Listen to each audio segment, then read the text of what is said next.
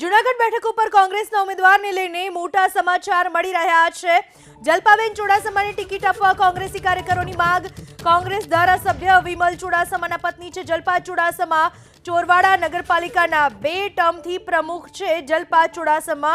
કોંગ્રેસ હીરા જોટવાને ticket આપશે તેવી ચર્ચા વચ્ચે રજૂઆત કરવામાં આવી છે। જલ્પાબેન ચુડાસમાને ટિકિટ આપવા માટેની કોંગ્રેસના ધારાસભ્ય વિમલ ચુડાસમાના પત્ની છે જલ્પા ચુડાસમા, જેને ટિકિટ આપવા માટે કોંગ્રેસી કાર્યકરોએ માગણી કરી છે। હાલમાં આપણી સાથે કોંગ્રેસના ધારાસભ્ય વિમલ ચુડાસમા જોડાઈ ચૂક્યા છે ફોન લાઈન પર। વિમલભાઈ, કોંગ્રેસના કાર્યકરો શું માંગ કરી રહ્યા છે, ખાસ આપનું પણ શું કહેવું છે, કારણ કે આપ અત્યારે ધારાસભ્ય છો? પહેલા તો નમસ્કાર એબીપીના તમામ લોકોને।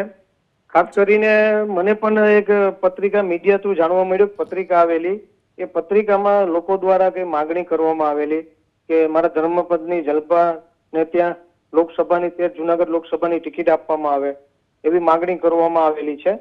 અને જ્યારે ભારતીય જનતા પાર્ટી દ્વારા જે જૂનાગઢની ટિકિટ જાહેર કરવામાં આવેલી, ઉમેદવાર પસંદ કરવામાં આવેલા, એ પછી મને મારા સમાજ અને તમામ સમાજમાંથી ફોનો આવેલા કે તે ખૂબ જ નારાજ છે અને કઈ કામગીરી થઈ નથી, એટલે એ લોકો કઈ મત ત્યાં દેવા નથી માંગતા।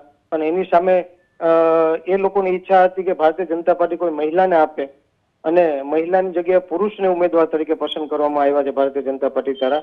ત્યારે લોકોની અપેક્ષા છે જૂનાગઢ અને ગીર સોમનાથની કે કોઈ મહિલાને પસંદગી કરવામાં આવે, કારણ કે મહિલાને પસંદગી કરવામાં આવે તેથી એ લોકોની માગણી છે। અને આમ હું અને મારા પરિવાર, કારણ કે હું 2 ટર્મથી ધારાસભ્ય છે, લોકોનો સતત મળતો હોય છે, લોકોની વચાર રહેતો હોય છે। મારી ધર્મપત્ની છેલ્લા 10 વર્ષથી ચોરવાડ નગરપાલિકાના પ્રમુખ છે અને ખૂબ વિકાસનો સારો કામ કર્યો છે ચોરવાડમાં, અને તેનાથી એ બધા કાર્યક્રમમાં અને બધામાં જતા હોય તેનાથી લોકોની વચારે, કારણ કે ઇંગ્લિશ મીડિયમ ભણેલા છે, તેનાથી લોકોની વચારે જતા હોય એટલે લોકોમાં પણ એમનું પણ ખૂબ નામ છે, અમારા બંનેનું નામ છે। તેથી મહિલા ઉમેદવાર તરીકે કદાચ લોકોને પસંદગી આવતી હોય, એમને અપેક્ષા બીજેપી પાસેથી હતી, પણ ત્યાં પુરુષ ઉમેદવાર આપવામાં આવ્યા અને લોકો ખૂબ નારાજ છે, અને એના હિસાબે મહિલા ઉમેદવાર પસંદ કરવાના લોકોમાં ગીર સોમનાથ જૂનાગઢ લોકો કરવા માંગતા હોય, એના કારણે કદાચ એ માંગ ઉઠી હોય।